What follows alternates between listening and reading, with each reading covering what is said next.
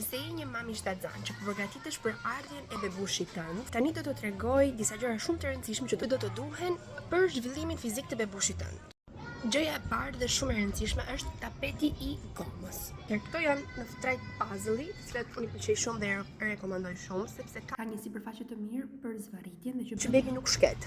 Pavarësisht se ju thonin që është i porsalindur, edhe nuk është se do bëjmë ushtrime shumë me të, por që do ju duhet shumë të filloni të përgatisni hapësirën për qëndrimin barkas dhe momenti kur bebushi të kaloj kohën me ju. Çka tjetër shumë e rëndësishme që t'ia stokuj gjithanies që do ju duhet shumë për kohën barkasi. Tani këtu është shumë i vogël dhe unë do ju këshilloj që të merrni një jashtëk gjithënie të mirë që do ju ta përdorni edhe për gjithënien. Prandaj kjo është një formë për t'ju treguar që ka dhe këto versione kështu, por që ju merrni një jashtëk gjithënie që do ta përdorni edhe për gjithënien. Këto janë sugjerimet e një fizioterapiste për fëmijë, për lodrat që do ju duhen në muajt e parë për zhvillimin fizik të bebit tuaj.